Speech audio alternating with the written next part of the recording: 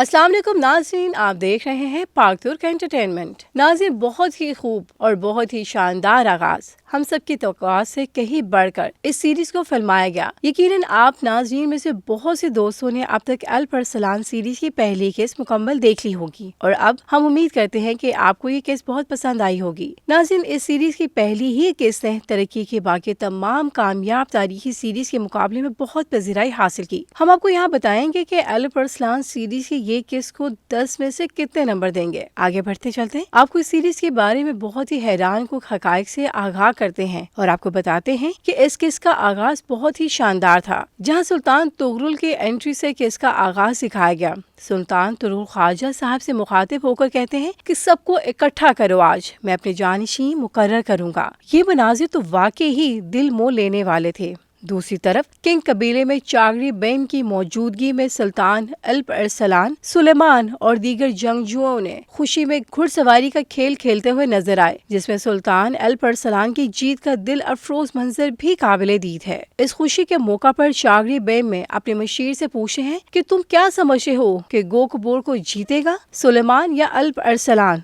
तो जनाब हसन, जो मुबल्लिग थे और आलम फारिस पे बहुत अबू रखते थे, कहते हैं कि चागरी बेम, ये दोनों ही आप ही का खून है। इन दोनों को अपनी सलाहियतें आपके विरसे से मिली हैं। इसमें कोई शक नहीं कि सुलेमान महर ताकतवर है, लेकिन अल परसलान के कुछ और ही आसार हैं हजूर। अल परसलान में हूबहू आप और तुगरुल बेम में जैसी सलाहियतें, वो ऐसा दिखता है जैसे आप बचपन में थे। चागरी बेम जनाब हसन से खुशी का इजहार करते हुए कहते हैं कि अल परसलान के बाजों की तरह आपकी जुबान भी माहिर है। चागरी बेम अपने बेटों की बहादुरी को सराहते हुए इनके लिए नेक ख्वाहिशात का इजहार करते हैं। लेकिन आज ही जहाँ इस किस्से का खुशी के मनाजिर से आगाज किया गया, वहीं इस कहानी में बहुत से दर्दनाक मनाजिर भी दिखाए गए। सुल्तान खुश है, सब खुश हैं। हर तरफ से नए सुल्तान के ऐलान की तैयारियां की जा रही हैं कि अचानक से एक सिपाही सुल्तान को एक गमज़दा खबर से आगाह करता है कि बाज़ंतीनी काफिरों तुर्क कबाइल में निहत्ते मुसलमानों का खून बहाया। ये सुनना था कि तमाम खुशियां वहीं खत्म और नई एक जंग का आगाज हुआ। सुल्तान तुगरुल बेम काफिरों से इंतकाम लेने के लिए अपने भाई चागरी बेम को पैगाम भेजते हैं, जिसमें लिखा होता है कि बाज़ंतीनी काफिरों ने तुर्क मुसलमान को बेदर्दी से मारा, हम इनसे इंतकाम लेंगे। हमारा इन्हें ये बताने का वक्त आ गया कि हमारा इंतकाम कितना दर्दनाक है। तुर्कों पर बाज़ंतीनी काफिरों की तकालीफ खत्म करने के लिए हम महम अनातोलिया जाएंगे और मेरे कबीले से साथ मूसा बेगू का बेटा हसन, यूसुफ यूनौल का बेटा अरबा सकान, चागरी बेम का बेटा सुलेमान और महम में जाएंगे।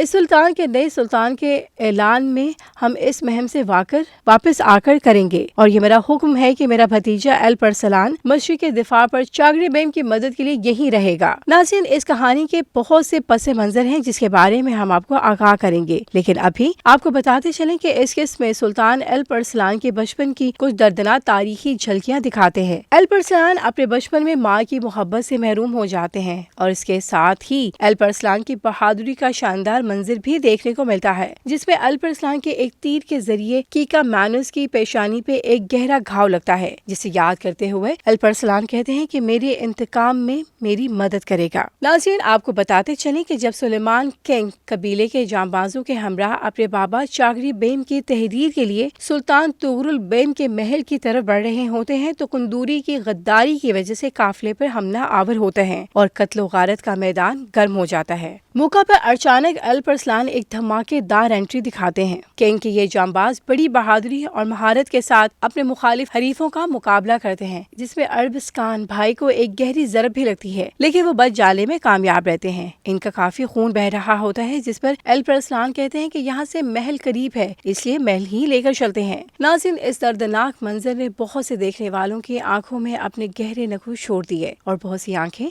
अश्बार भी हुई होंगी। नाज़रीन, ये मंजर देखना थे कि मलिक हजरत कहते हैं कि हमने एक जिंदा को पकड़ लिया। बहम जब सुल्तान तुगरुल बेम के भतीजे महल में दाखिल होते हैं तो सुल्तान इनका बहुत खुशी के आलम में इस्तकबाल करते हैं, लेकिन नाज़रीन, जब सुल्तान को इस बात का इल्म होता है कि अरज़ब खान जख्मी हालत में है, मुस्कुराहट के बजाय सुल्तान के चेहरे पे खौफ सतारी होता है और आगे बढ़ते हैं और पूछते हैं कि क्या हुआ। सुल्तान के बेज़रर इसरार पे बताया जाता है कि सुल्तान रास्ते में काफिले पर घात लगाकर हमला किया। अगर अल परसलान सही वक्त पर हमारे पास ना पहुँचे तो عربستان خطرے میں پڑ جاتا، لیکن ملک حضرت کی مدد سے ہم ان حملہ آوروں کو زندہ پکڑنے میں کامیاب رہے۔ سلطان پوچھتے کہ الپرسلان آپ وہاں کیا کر رہے تھے؟ آپ کو تو گھاٹ کے بارے میں معلوم تھا؟ الپرسلان کہتے ہیں نہیں سلطان، مجھے نہیں معلوم تھا۔ سلیمان کہتے ہیں کہ ہمارے پیچھے کیوں آئے؟ ملک حضرت اتباع میں اسی وقت وہاں موجود ہوتے ہیں۔ الپرسلان اپنے بابا کا خط نکالتے اور کہتے ہیں کہ اس لیے کہ یہ چاگڑی بہم نے بھیجا ہے۔ انہوں نے کہا تھا کہ براہ راست سلطان تغرل بہم کے پاس بھیجا جائے، اور بہت ضروری ہے کہ جس پر سلطان کہتا ہے کہ وہ خط ہے،